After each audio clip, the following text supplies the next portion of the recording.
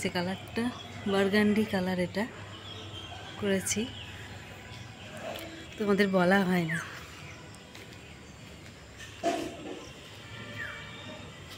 এমনিতে আমার চুলটা ব্রাউন। নমস্কার, সুপ্রভাত। প্রমীলা মুখার্জি আরেকটি ব্লগে অনেক স্বাগত। আমি প্রমীলা, সকালবেলা থেকে আমার ব্লগটি শুরু করলাম। ছাদে চলে এসেছি, আর ঝলমলে রোদ্দুর। তো বন্ধুরা, আমি চুলে কালার করেছিলাম, দেখো কালারটা এই রোদে আসলে বোঝা যাচ্ছে কেমন হয়েছে কালারটা।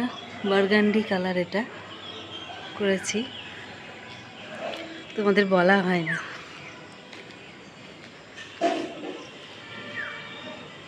এমনিতে আমার চুলটা ব্রাউন টাইপেরই ছিল আগে, তো ছোটো থেকে তো অনেকটাই ছিল, তো সেটা চেঞ্জ হয়ে গেছে, দিয়ে তারপর কালো হয়ে গিয়েছিল।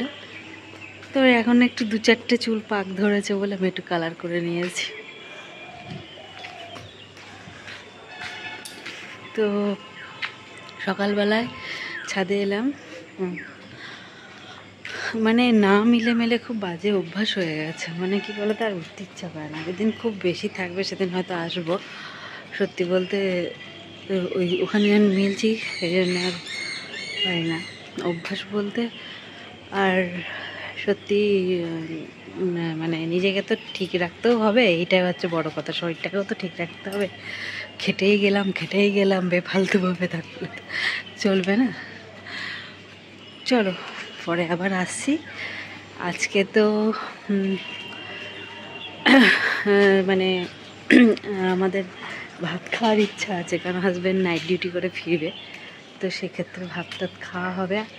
ডাল, আলু ভাতে, ডিম ভাজা যদি ডিম আনে তো হবে, আর দুপুরে যা হবে তো তোমাদের শেয়ার করব। আর বেশি কথা বলছি না, দেখতে থাকো। নিচে চলে এসেছি, আর ভাত ডাল তো বসিয়েছিলাম, ধনে পাতা আর পেঁয়াজ রসুন ফোড়ন দিয়ে, তো সেই মসুর ডাল করব। আর এদিকে এখন ডিম কটা ভেজে নিচ্ছি, 3টে ডিম ভাজা হবে।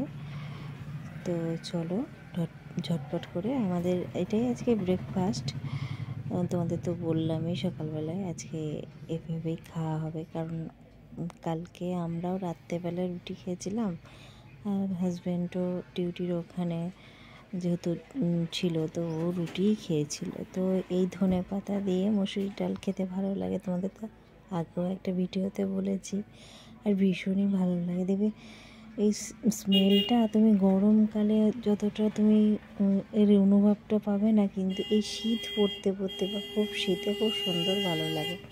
আর তারপর ডিম ভাজাও হয়ে গেছে, আজ একটু কড়া করেই ভেজেছি। ব্রেকফাস্ট তো কখন হয়ে গেছে, আর তারপরে গরম তেলে মাছ কটা ভেজে নিচ্ছি। আর দুপুরে হবে এই মাছের ঝোল আলু দিয়ে, এটাও ধনেপাতা দিয়েই করব। তো চলো আমি মাছ কটা ভেজে একটুখানি পেঁয়াজ রসুন দিয়ে যেমন ঝোল হয় তেমনি ঝোল করে নেব।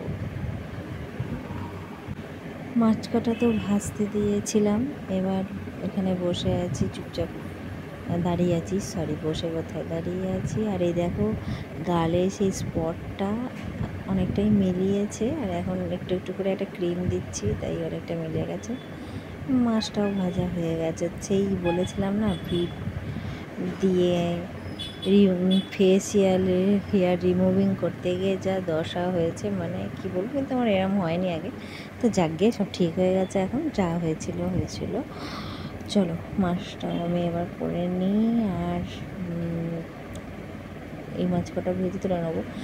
আচ্ছা, একরকম রোলিং টাইপের বেরিয়েছে যে ফেসিয়াল হেয়ার রিমুভ করার জন্য, যারা আছো আমার মহিলা ভিউয়ার্সরা, তারা তো জানো যে ওইগুলোতে কি ভালো নাকি সেফ, ওগুলো কেউ বলতে পারবে? তোমরা তো যারা মহিলারা আছো, জানি না কেন কথা বলো না, কমেন্ট করো না, করলে পজিটিভলি কমেন্ট করো। আর যদিও বা কিছু নেগেটিভ কিছু করি না, তো পজিটিভলি কমেন্ট করলে বুঝবো যে আমি তো কথা বলছি তোমাদের নিশ্চয়ই ভালো লাগে বলেই তো দেখো। যাই হোক, যে কজনই দেখো, তো বলো তো ওইটা ভালো কি না।